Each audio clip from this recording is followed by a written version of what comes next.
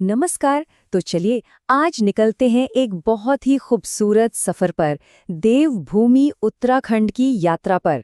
सोचिए, एक ऐसी जगह जहां पहाड़ आसमान से बातें करते हैं और नदियां मानो पवित्र कहानियां सुना रही हों। आइए हम सब साथ मिलकर देखते हैं कि इस कमाल की धरती में आखिर ऐसा क्या खास है। और सच कहूं तो ये बात उत्तराखंड की खूबसूरती को पूरी तरह से बयां करती है। जरा सोचकर देखिए, चारों तरफ बर्फ से ढकी चोटियां, नीचे हरी भरी वादियां और उनके बीच से गुजरती वो घुमावदार सड़कें। सच में यहाँ का हर एक नज़ारा किसी खूबसूरत पेंटिंग जैसा लगता है। तो इस सफर में आखिर देखने को मिलेगा क्या क्या? देखिए, हम विशाल हिमालय की गोद में तो जाएंगे ही, साथ में हजारों साल पुराने मंदिरों की उस डिवाइन एनर्जी को महसूस करेंगे। शांत झीलों के किनारे थोड़ा सुकून भी लेंगे। और हाँ, जो लोग एडवेंचर के शौकीन हैं, उनके लिए तो यहाँ ट्रैकिंग से लेकर राफ्टिंग तक मतलब रोमांच का पूरा पैकेज है। तो शुरुआत करते हैं उत्तराखंड की उन क्लासिक जगहों से। मतलब वो जगहें जो न जाने कितनी पीढ़ियों से लोगों को अपनी तरफ खींचती आ रही हैं। ये वो हिल स्टेशंस हैं जहां पहुंचकर ऐसा लगता है मानो समय थोड़ा धीरे हो गया हो और चारों तरफ बस सुकून और खूबसूरत नज़ारे ही नज़ारे हैं। और जब भी ऐसे हिल स्टेशंस की बात होती है तो लिस्ट में दो नाम सबसे ऊपर आते हैं। एक तरफ है झीलों का शहर नैनीताल, जो अपनी प्यारी सी झील के चारों तरफ बसा हुआ है। तो दूसरी तरफ है पहाड़ों की रानी मसूरी, जिसका वो रॉयल टच आज भी वैसा का वैसा ही है। दोनों की अपनी अपनी एक अलग ही वाइब है। अच्छा, नैनीताल की बात करें तो दिन की शुरुआत होती है नैनी झील में बोटिंग के साथ। सोचिए, शांत पानी है और उसमें पहाड़ों की परछाई दिख रही है।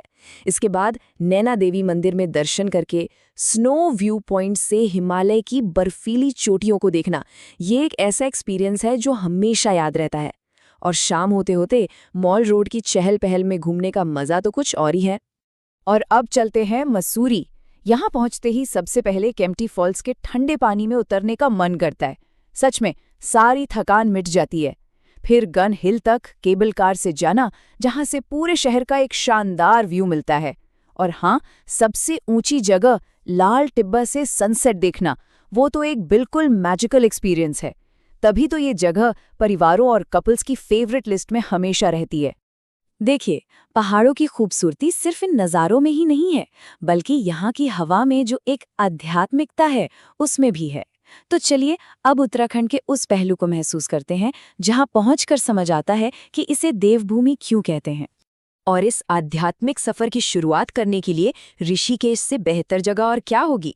इसे वर्ल्ड कैपिटल ऑफ योगा ऐसे ही नहीं कहा जाता। ये एक बहुत ही यूनिक जगह है। मतलब जहाँ सुबह गंगा किनारे आपको योग और शांति मिलेगी, वहीं दोपहर में उसी गंगा की लहरों पर मिलेगा एडवेंचर और थ्रिल। ऋषिकेश से थोड़ा ही आगे बढ़ें तो हम पहुंच जाते हैं हरिद्वार, जिसका मतलब ही है ईश्वर का द्वार। और यहाँ हर शाम हर की पौड़ी पर होने वाली गंगा आरती, सच में वो एक ऐसा अनुभव है जिसे शब्दों में बताना बहुत मुश्किल है। हजारों दिए, गूंजते हुए मंत्र और माँ गंगा की लहरें, ये नज़ारा दिलो दिमाग पर हमेशा के लिए छप जाता है। यही तो उत्तराखंड की सबसे बड़ी खासियत है। एक तरफ इतनी शांति और आध्यात्मिकता, तो दूसरी तरफ यहाँ के पहाड़ और नदियाँ एडवेंचर के दीवानों को भी आवाज लगाते हैं। तो चलिए अब गियर बदलते हैं और देवभूमि के एडवेंचर वाले साइड को एक्सप्लोर करते हैं।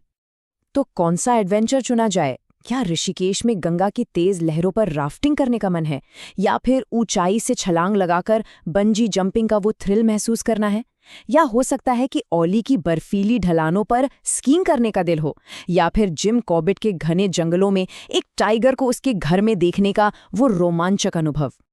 और अगर बर्फ और स्कीइंग की बात हो रही है तो औली का तो कोई मुकाबला ही नहीं है। ये इंडिया का प्रीमियर स्कीइंग डेस्टिनेशन है।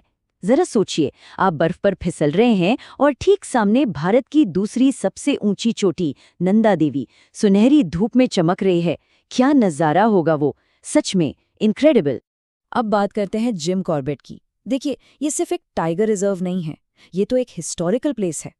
एक खास बात यह है कि ये भारत का सबसे पहला नेशनल पार्क है। इसी जगह से देश में वाइल्ड लाइफ कंजर्वेशन की शुरुआत हुई थी, और ये फैक्ट इस जगह को और भी ज्यादा स्पेशल बना देता है। हमारा ये सफर अब अपने सबसे ऊंचे और सबसे पवित्र पड़ाव पर पहुंच रहा है।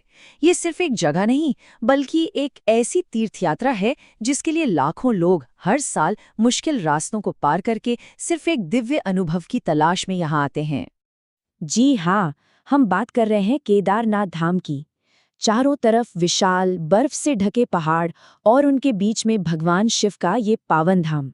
यहाँ पहुंचकर जो एक आध्यात्मिक ऊर्जा महसूस होती है ना, वो सच में शब्दों में बयान नहीं की जा सकती। और केदारनाथ धाम का महत्व इसलिए भी बहुत ज्यादा है क्योंकि ये भगवान शिव के 12 पवित्र ज्योतिर्लिंगों में से एक है। यही वजह है कि ये पूरे भारत के सबसे ज्यादा पूजे जाने वाले तीर्थ स्थलों में शामिल है।